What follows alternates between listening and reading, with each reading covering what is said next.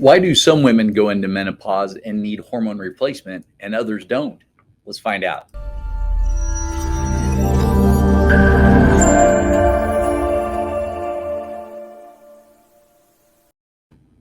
All right, welcome to the Ask Dr. Pickel show. Today we are going to talk about menopause, hormone replacement therapy. And a recent patient came in and she, kind of distraught. She's like, hey, this doctor said I need hormone replacement therapy. My hormones are really low. I, recently went into menopause, haven't had a period in over a year and just feeling really lousy. And then she said, but she said, my sister and my mother have had no problem at all. They both are in menopause and they feel fine. They feel great, no problem. So why does this occur? What's the issue here that's going on? And let's see if we can answer that question, because, eventually in life for women, the ovaries and uterus do eventually retire. They kind of say, hey, we're done.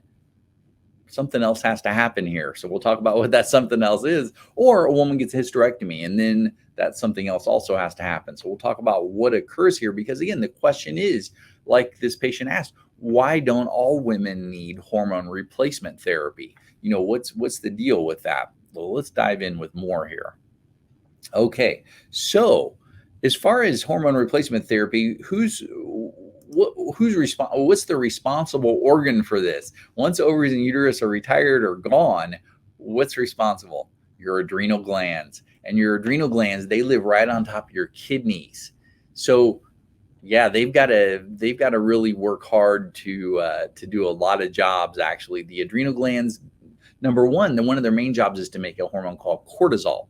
And cortisol does a few things. It helps to keep your blood sugar stable, especially between meals and while you're sleeping, because you can't eat while you're sleeping. So you make cortisol that takes stored blood sugar to your brain. Now, also cortisol acts as an anti-inflammatory, meaning if you've got inflammation in your body due to something, then cortisol gets released, and that it's like your fire department helps to keep down the fire in the house. Now, also the adrenal glands, which among other things, they are your backup. They make all of the female hormones from other hormones, which we're going to discuss here, but they are capable of taking you through it all if they have that ability. So why wouldn't your adrenal glands have that ability? Well, the thing we found with this patient was that they had an autoimmune condition and they had a lot of inflammation in their body. And she was just, a lot of symptoms.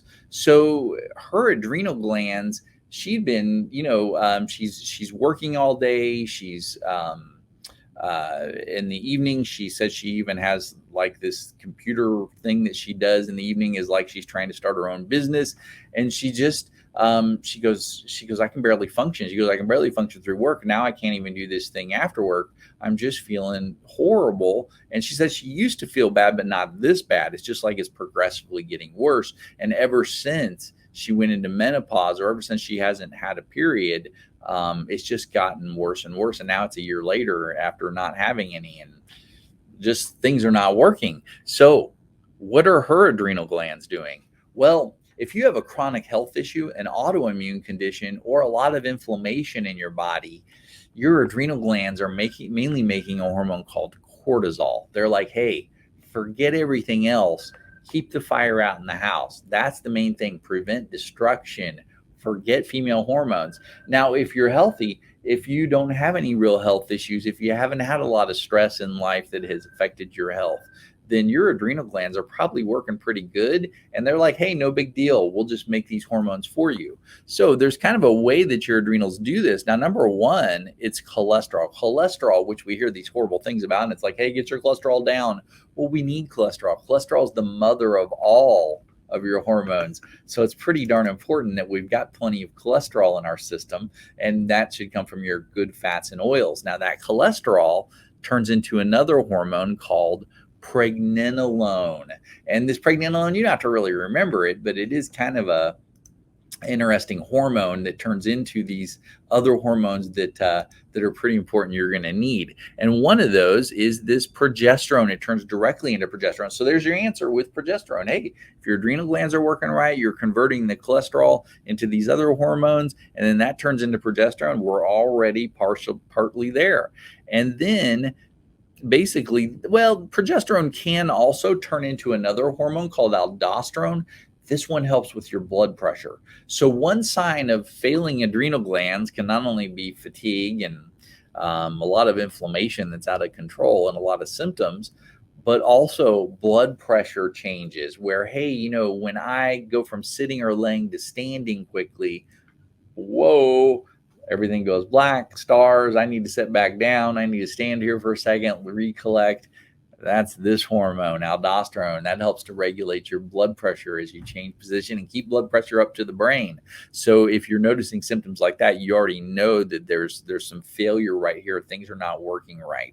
Now, pregnenolone also turns into this other type of progesterone that your adrenals use to make that cortisol. So if your body's like, hey, house is on fire, there's a lot of inflammation going on, forget progesterone, turn into more cortisol. We need that. We need this stuff. So forget this. And actually, you'll see that change occur there.